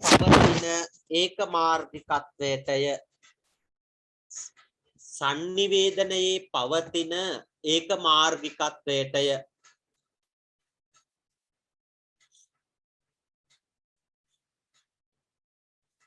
හරි පුතේ ඔයාලා ඔය වචන සෙට් එක අල්ල ගන්න ඕන උත්තර ලියනකොට දැන් මම ඔය සටහනට දෙන වචන සෙට් එක තමයි අල්ල ගන්න ඕනේ වචන සෙට් එකෙන් හරි ලස්සන උත්තරයක් හදා ගන්න පුළුවන් වචන සෙට් එකෙන් තමයි අපි ඒක තමයි ගන්න උත්තරයකට බැලන්ස් කරන්නේ එතකොට ඒක හරි ප්‍රබලව පාවිච්චි කිරීමේ අපි කියන්නේ ස්ට්‍රැටජිස් උපාය මාර්ගික ක්‍රම ඔබ ග්‍රහණය කර ගැනීම කළ යුතුමයි ඒක තමයි විය යුත්තේ right ඔව් ඊළඟට තියෙන මාතෘකාව ගත්තාම ටිකක් මේ මට ගොඩක් කතා කරන්න තියෙන නිසා ඉස්සරලාම ඔයාලා හොඳ ශ්‍රාවකයෝ බවට පත් වෙන්න ඉස්සරලාම ගොඩක් කතා කරන්න තියෙනවා කියලා කියන්නේ ඔබට ඒත්තු ගන්නන්න තියෙන එක මම එහෙමනම් ඒක තමයි ඒත්තු ගන්නන්න උත්සාහ කරන්නේ මාතෘකාව තියෙන sannivedanයේ බලය වේ පුතේ බලය කියන එක තීරණය කරන්න බලපාන සාධක දෙකක් ප්‍රධාන වශයෙන් තියෙනවා පේන්න තියෙන සාධක දෙකයි. පළවෙනි එක තමයි කායික ශක්තිය. දෙවෙනි එක තමයි දැන් කායික ශක්තිය කියන එක නිරීක්ෂණය කරන්න පුළුවන්, පෙන්වන්න පුළුවන්. ඇඟේ හයිය පෙන්වන්න පුළුවන් නේ. ගෝත්‍රයක් ගත්තාම මම මේක ටිකක් කතා කරන්න ඕනේ කියලා. ගෝත්‍රයක් ගත්තාම කාය බලය කියන එකට යම් තැනක් ලැබෙනවා. හරි? ඒත් එක්කම ගෝත්‍රේ නායකත්වයට පත්ුනේ කාය බලය විතරක් තිබිච්ච කෙනාද? දැන් ඔන්න අපි ප්‍රශ්නයක් නගනවා. කාය බලය විතරක් තිබිච්ච කෙනාද? මම ඔයාලගෙන් අහන්නේ ප්‍රශ්නේ. නෑ. පුතේ ඒ නායකත්වයට ඊළඟ වැදගත්ම බලපාපු සාධකය තමයි සංවිධානය කිරීමේ බලය. සංවිධානය ඕගනයිසේෂන් කියන එක. එතකොට නායකත්වය සඳහා අවශ්‍ය වෙනවා සහාය. ඔන්න තව වචනයක් මම අතින් කියනවා. නායකත්වයේ සඳහා අවශ්‍ය වෙනවා සහාය. බලය සඳහා අවශ්‍ය වෙනවා සහාය. එතකොට සහාය කියන එක දැන් ගෝත්‍රයක් ගත්තාම කාය බලය පාදක කරගෙන ලබාගෙන විතරක් උනේ නැහැ. sannivedanaත්මකව අන්‍යයන්ව ආකර්ෂණය කරගන්න වෙනවා. අන්‍යයන්ව ග්‍රහණය කරගන්න ආකර්ෂණය. ඒක බලහත්කාරයෙන් කරන්න බෑ. රැහේ නැත්නම් අපි කියන ගෝත්‍රයේ පිරිස දිනා ගන්න. දැන් ගෝත්‍රයේ පිරිස දිනා ගන්න එක බලහත්කාරයෙන් කරන්න බැරි නම් කරන්න තියෙන්නේ ඊළඟට sannivedana strategies වලින් උපාය මාර්ග වලින් communication strategies වලින්. ඒතර communication strategies කියලා කියන්නේ සමහර වෙලාවට ඔවුන් එක්ක පවත්වන යහ සම්බන්ධතාවය. යහ සම්බන්ධතාවය කියන වචනේම තියෙනවා මේ. ඒ අයත් එක්ක පවත්වන හොඳ සම්බන්ධතාවය. එයාලත් එක්ක හොඳින් ගනුදෙනු කරනවා. එයාලත් එක්ක ආශ්‍රය කරනවා. එයාලගේ අවශ්‍යතාවයන් වලට පෙනී හිටිනවා. එයාලත් එක්ක හොඳට කතා බහ කරනවා. hina වෙනවා. කරදරයකට වැටුනහම උදව් කරනවා. එතකොට අන්න දැන් ඒ වුණාම ඔහු ඒ ගෝත්‍රය තුල නායකත්වය තුල ප්‍රසන්න ප්‍රියමනාප කෙනෙක් බවට පත් වෙනවා. සමිති සමාගම් වල මූලිකත්වය ගන්නවා. වැඩ කටයුතු වල මූලිකත්වය ගන්නවා. ටික ටික පොඩි තැන ඉඳන් පෙන්නගෙන එනවා. දැන් ඔයාලගේ වයසේ වගේ ඉඳන් පෙන්නගෙන එනවා.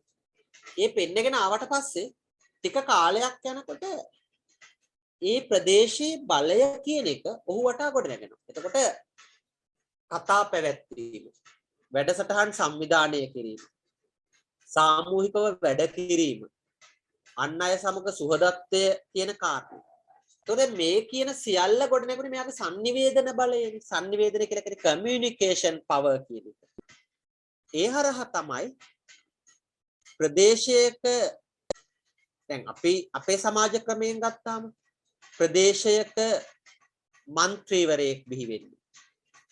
ඊළඟට ගත්තාම සමිතියක නායකත්වයක් ගොඩනැගෙන්නේ. ඊළඟට ගත්තාම පළාත් සභාවක മന്ത്രി කෙනෙක් ගොඩනැගෙන්නේ. අන්න අර ඒ අය පාවිච්චි කරගත්තේ sannivedanaya බලය වේ කියන සාධකය. sannivedanaya බලය. දැන් මරණාධාර සමිතියට නායකත්වයට ගත්තේ නැහෙනි. sannivedana කුසලතා නැති කෙනෙක් නායකත්වයට ගත්තේ නැහෙනි.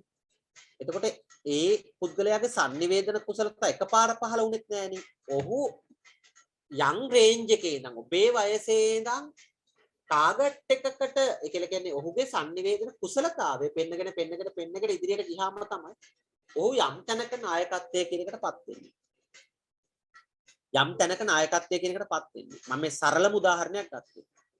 එතකොට එයා ගම තුල බලය කියන එක අල්ලගන්න sannivedanaya මනවින් පාවිච්චි කරනවා. ඒ වගේ දේශපාලනික වශයෙන් ගත්තාම ගම්මාන 50ක විතර නායකත්වය අල්ලගන්න නම් අන්න අර ඉන්න ලෙවල් එකේ ආයි communication strategies හොඳටම පාවිච්චි කරන කෙනා බලය අල්ලගන්නවා. ඒකට sannivedanaya කියලා කියන්නේ යමක බලය තීරණය කරන සාධකයක් බවට පත් වෙනවා. ඔබට ඔය පැහැදිලි කිරීම තේරුම් ගන්න පුළුවන් වුණාද?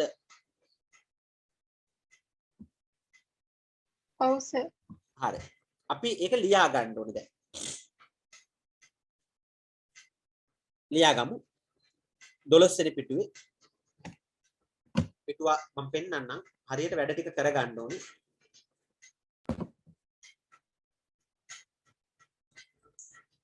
ලියාගන්න. මානව සංස්කෘතිය තුල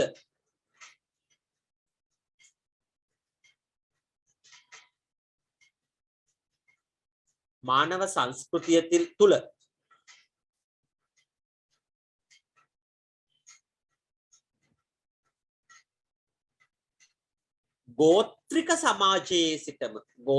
සමාජයේ සිටම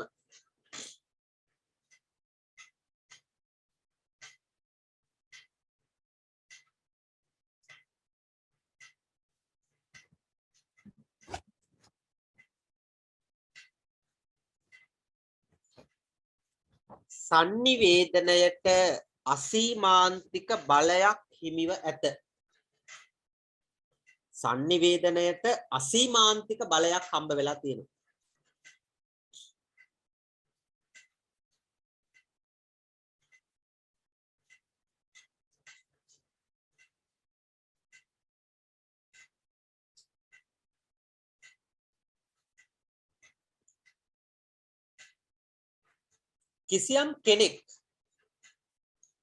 කිසියම් කෙනෙක්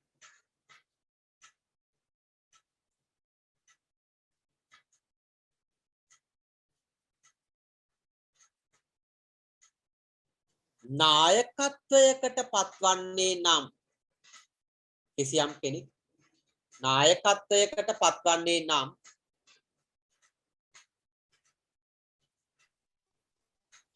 sir ඔව්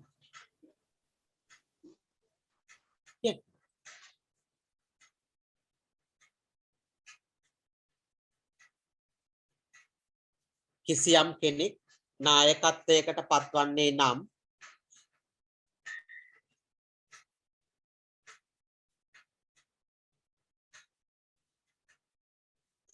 sir ඔව් සර් තමයි කියන්නේ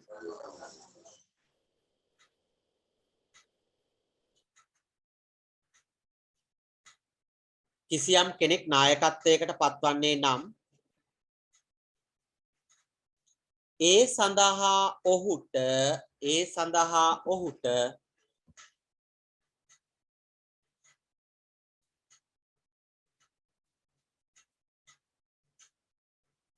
ඒ සඳහා ඔහුට සිය sannivedana වපසරිය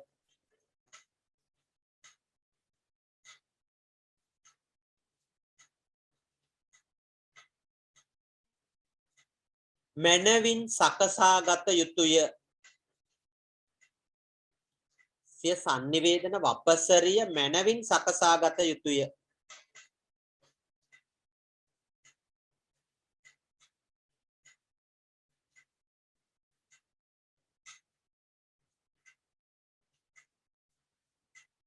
එකම ලියා ගන්න. ආගමික වශයෙන්ද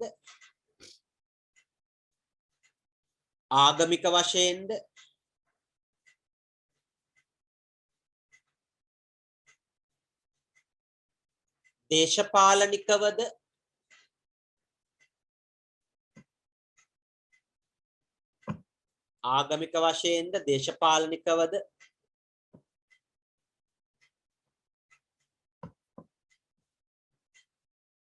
අධ්‍යාපනිකවද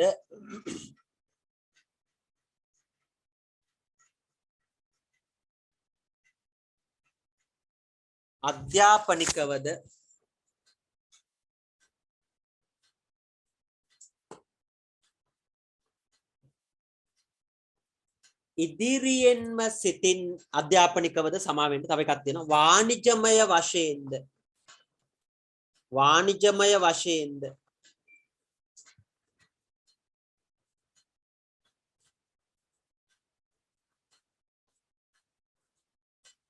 ඉදිරියෙන්ම සිටින්නේ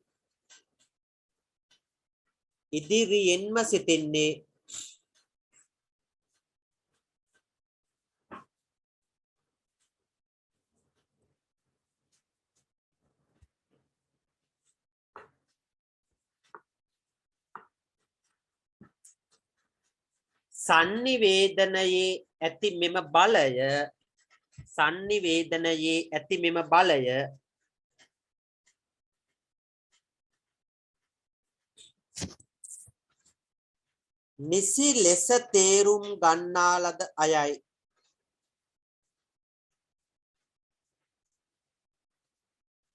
නිසි ලෙස තේරුම් ගන්නා ලද අයයි.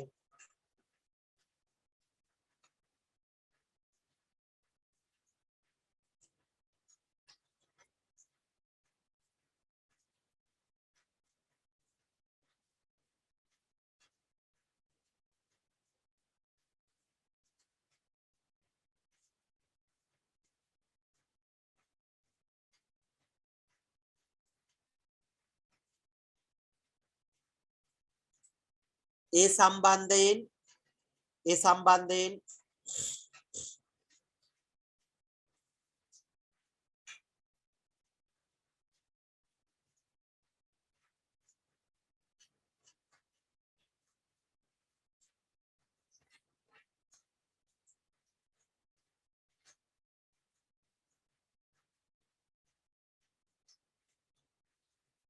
අවධානය යොමු කරන අයෙක් අවධානය යොමු කරන අයෙක්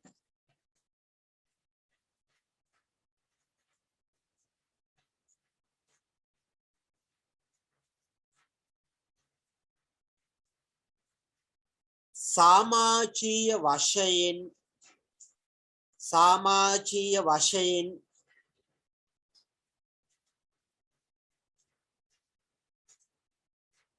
යහපත් ප්‍රතිරූපයක්ද ගොඩනගා ගනී.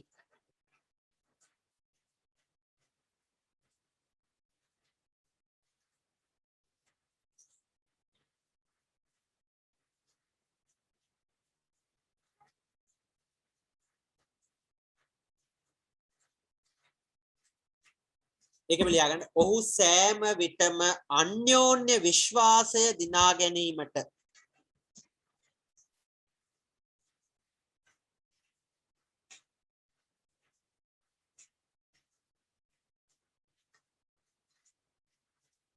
ඔහු සෑම විටම අන්‍යෝන්‍ය විශ්වාසය දිනා ගැනීමට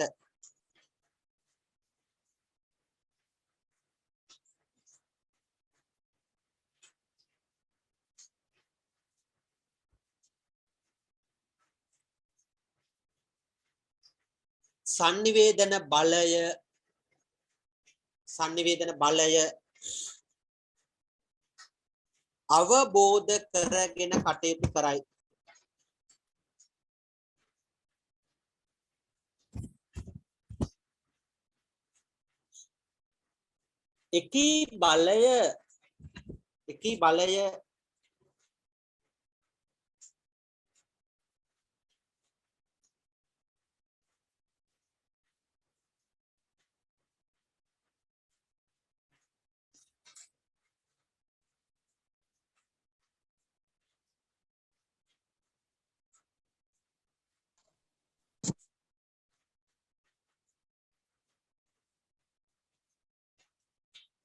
එකී බලය වාචික sannivedanaya තුල පමණක් නොව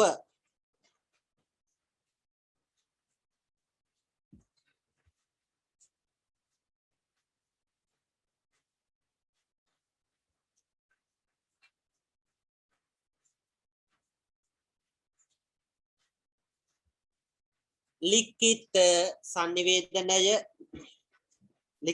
sannivedanaya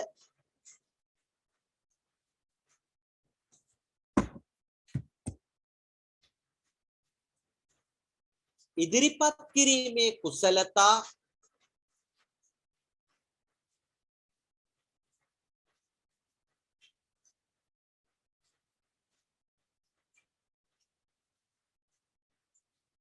මානව අන්තර් සම්බන්ධතා සමග ගොඩනැගෙන්නකි.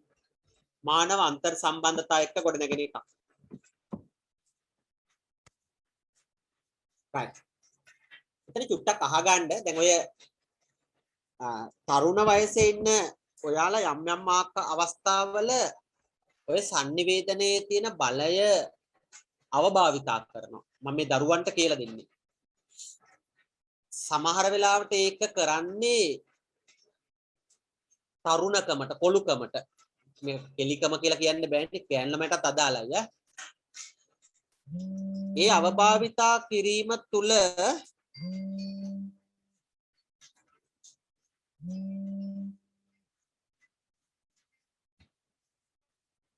තාක්ෂිලා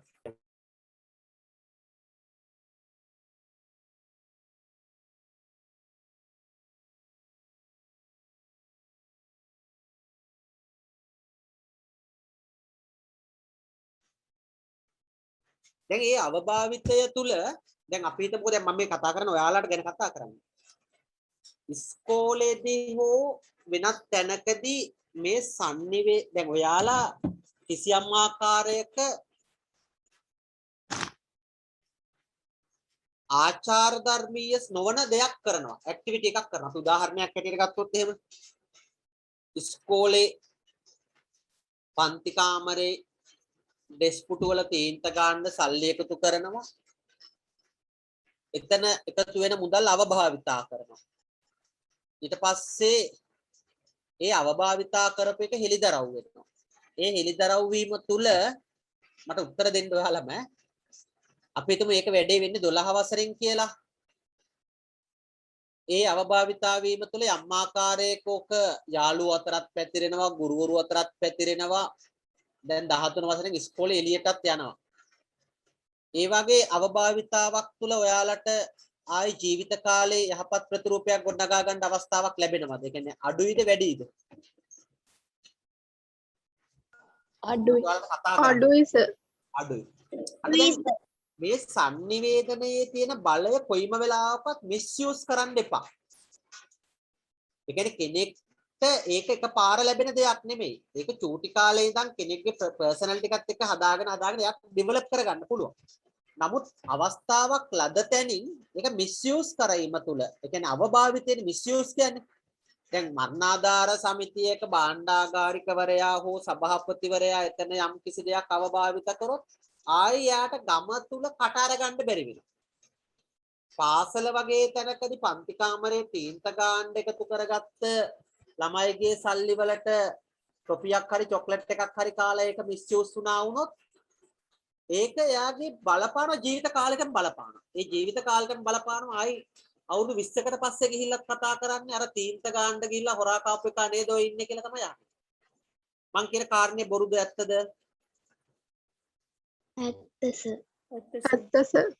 ආයෙත් ඒක කොයිම වෙලාවකවත් මේ මිස්යූස් කියන එක කරගන්න එපා. මිස්යූස් කියන එක කරගන්න එපා. එතකොට මේ sannivedana බලය කියන එක අපි නිවැරදිව අර්ථකථනය කර ගැනීම තමයි කළ යුත්තේ. right. එහෙමනම් ඔබට පැහැදිලි මම මේ කියන භූමිකාව. right. අහගෙන ඉන්න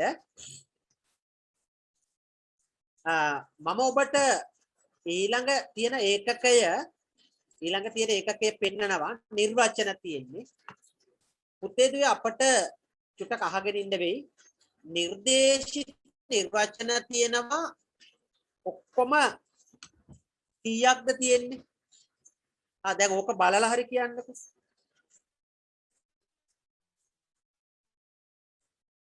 ඉක්මනට කතා කරන්න. පහක් තියෙනවා සර්. පහක් තියෙනවා. විභාගෙට එනවා නිර්වචන වලින් ප්‍රශ්න. ව්‍යුහගත රචනා ප්‍රශ්න පත්‍රයේ අහනවා sannivedanaya සම්බන්ධයෙන් අහවලාගේ නිර්වචනය ලියන්න කියලා අහනවා. එතකොට සාමාන්‍යයෙන් කටපාඩම් කරගන්න වෙනවා. ඔක කටපාඩම් කරගන්න අමාරු නැහැ. සාමාන්‍ය දෙතුන් පාරක් අපි ඒක කියවුවාම අපට පාඩම් හිතිනවා. දෙවෙනි එක තමයි කෙටි පේපර් එකට අහනවා යම් කිසි නිර්වචනයක් කොටසක් ඉදිරිපත් කරලා උදාහරණයක් ඇටියට යම් තැනක නිර්මාණය වූ පණිවිඩයක් ප්‍රතිනිර්මාණය කිරීම sannivedanaya යනුවෙන් අදහස් කළේ කියලා නම් පහක් දාලා ඒක කවුද කිව්වේ කියලා අහනවා. එහෙම වුණොත් අපට ඒක ඉදිරිපත් කරපු කෙනාව හොයාගන්න වෙනවා. ඔය දෙක. තුන්වෙනි එක තමයි දුවේ පුතේ හොඳට මතක තියාගන්න මේ නිර්වචන මම දැන් චුට්ටක් ස්ක්‍රීන් එකට යනවා මේ නිර්වචන ඉදිරිපත් කරලා තියෙන්නේ එක එක රැකියා ශාස්ත්‍රවල ඉන්න කට්ටිය. දැන් මේ sannivedanaya කියන බලා ගන්න වෙනවා චුට්ටක්. sannivedanaya කියන ඔබ්ජෙක්ට් එක දේශපාලඥයෙක් වෙච්ච ලැස්වෙල් දැකපු ආකාරය. sannivedana විද්‍යාඥයෙක් වෙච්ච ශ්‍රාම් දැකපු ආකාරය. හරි. ඉංජිනේරුවෝ දෙන්නෙක් වෙච්ච ෂැනන් වීවර් දැකපු ආකාරය. සමාජ විද්‍යාඥයෙක් වෙච්ච චාල්ස් පූලී කියන කෙනා දැකපු ආකාරය. ශාස්ත්‍රීය ග්‍රන්ථයක් වෙච්ච ඔක්ස්ෆර්ඩ් විශ්වවිද්‍යාලයේ දැකපු ආකාරය ටිකක් වෙනස්. දැන් මේ එකම ඔබ්ජෙක්ට් එක අර මං උදාහරණයට ගන්නවා වගේ තමයි පිට්ටනියක් මැද ඉන්න ගවයා හාමුදුරුවෝ දකින්න ආකාරයයි ඉස්ලාම් බක්තියෙක් දකින්න ආකාරයයි හින්දු භක්තිකයෙක් දකින ආකාරයයි ගෝවියෙක් දකින ආකාරයයි වෙනස් වගේ. sannivedanaya කියන ඔබ්ජෙක්ට් එක මූර්තියෙන් දේශපාලන දාර්ශනිකයෙක් දැක්කහම එයාට පෙනිච්ච ආකාරය. අධ්‍යාපනික ශාස්ත්‍රයේ මහාචාර්යවරයෙක්ට පෙනිච්ච ආකාරය. ඉංජිනේරුවෝ දෙන්නෙක් දැකපු ආකාරය. සමාජ විද්‍යාඥයෙක් වෙච්ච චාල්ස් කූලි දැකපු ආකාරය. ඔක්ස්ෆර්ඩ් ශබ්දකෝෂය කියන ශාස්ත්‍රීය ග්‍රන්ථය දැකපු ආකාරය අපෙන් විභාගයට අහනවා. ඒක අහන්නේ ඒ විදියටමයි අහන්නේ. දේශපාලන විද්වතෙක් sannivedanaya විග්‍රහ කර ඇත්තේ අන්න එතකොට අපිට කියන්න කවරෙක් කුමන මාධ්‍යයකින් කවරෙකුට කවර ප්‍රතිඵලයක් අපේක්ෂාවෙන් ඉදිරිපත් කරයිද එය sannivedanayයි. මහාචාර්ය හැරල් ලැස්සෙල් කියලා අපි දැන් කියනවා. අන්න sannivedanaya දකින්න ආකාරය පිළිබඳව තමයි මෙතන අපි මේ කතා කරන්නේ. එතකොට ඉතිහාසයේ කිසිම දවසක පුතේ අහලා නැහැ නිර්වචන ඇසුරින් sannivedanaya පහදන්න කියලා උසස් පෙළ විභාගයට අහලා නැහැ. හැබැයි අහනවා හැමදාම විභාගෙට එක ප්‍රශ්නයක් කාගේ හරි නිර්වචනයක් ඉදිරිපත් කරන්න කියලා. ඒ නිර්වචනේ කාගේද කියන එක කියලා කියන්න නම් මට බෑ. මට කියලා කියන්න පුළුවන් එකම දේ තමයි නිර්වචන කියන පාඩම ඇසුරින් ඔබට වෙන් වෙච්ච ලකුණු 4ක් තියෙනවා. ඒ ලකුණු 4 ගන්න ඔබ කැපකිරීමක් කරන්න කියන එක විතරයි මට කියන්න පුළුවන් වෙන්නේ. හරිද? එතකොට ඔබ දැනගත යුතු දෙයක් තියෙනවා. ඔය සටහනේ උඩින් පුළුවන් නම් පොඩ්ඩක් ලියා ගන්න, පොඩ්ඩක් ලියා ගන්න. මේ හරියෙන් ලියා ගන්න. මේ කියන භූමිකාව තුල ලියා ගන්න ඉක්මනට.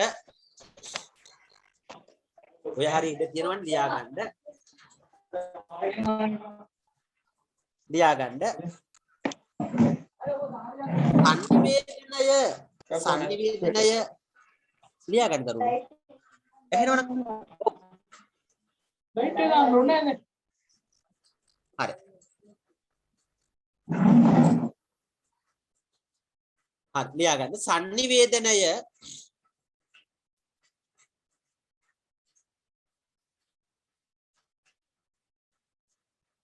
පිළිබඳ අති විශාල නිර්වචන සංඛ්‍යාවක්.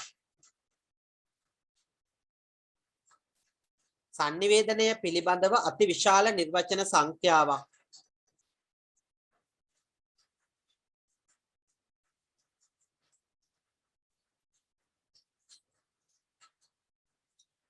ඉදිරිපත්ව ඇත්තේ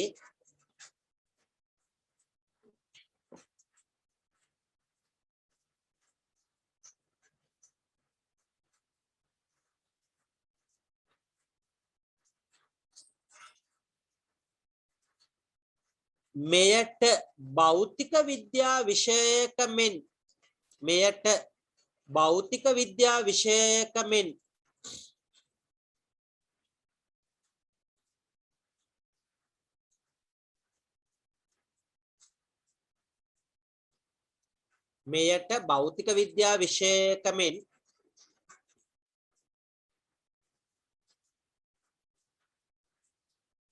ඒකීය නියතයක් නොමැති නිසාය. ඒකීය නියතයක් නැති නිසා.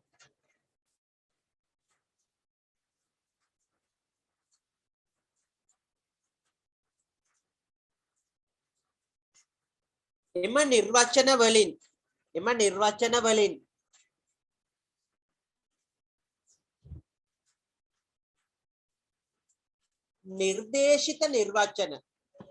නිර්දේශිත නිර්වචන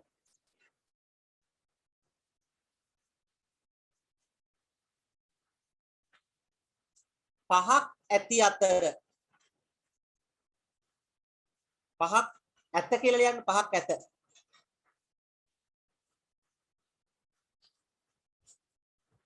හරි. මෙහෙම කරන්නම්. දැන් ඔයාලට මේ නිර්වචන ලියන වේලාව මේ පන්ති කාමරයට මම ගන්නේ නැතුව ඉන්නම්. මම මේක දැන් ඡායාරූපයක් ඔබට දාන්නම්. ඒක සටහන දාගන්න පිටු අංක 13 සහ 14. ඒතකොට නිර්වචන වෙනස් වෙන්නෙත් නැතුව අපට ලියා ගන්න පුළුවන්. ඒත් එක්කම හෙට සහ අනිද්දා පැවැත්වෙන පන්ති සඳහා විශේෂයෙන්ම හෙට පැවැත්වෙන පන්තියට ඔබට තියෙන සියලු ගැටලු අරගෙන එන්න කියලා මම ඉල්ලීමක් කරනවා. මේ දවස්වල කාලගුණික වශයෙන් ගැටලු තියෙනවා මම ඒක පිළිගන්නවා මම දන්නවා. ඕනෑම කෙනෙක්ට කරන පන්තියක වීඩියෝ එක ඉල්ලීමේ අයිතිය තියෙනවා. ඒක ඉල්ලන්න මට ඒක ලබා දෙන්න පුළුවන්. එහෙමනම් දරුවනේ අද දවසට තව විනාඩි 5ක 10ක කාලයක් තියෙනවා. නමුත් අද දවසට මේ 5ක 10ක කාලයක් තිබුණාට මම පන්තියෙන් සමු ගන්න. මොකද මටත් මේ වෙලාවේ මෙහාටත් වහිනවා. නිර්වචන වල සටහන මම ඔබට දානවා. ඒක සම්පූර්ණ කර ගැනීමට කටයුතු කරන්න. එහෙමනම් ඔබට යන්න පුළුවන් සුබ දවසක් ආයුබෝවන්.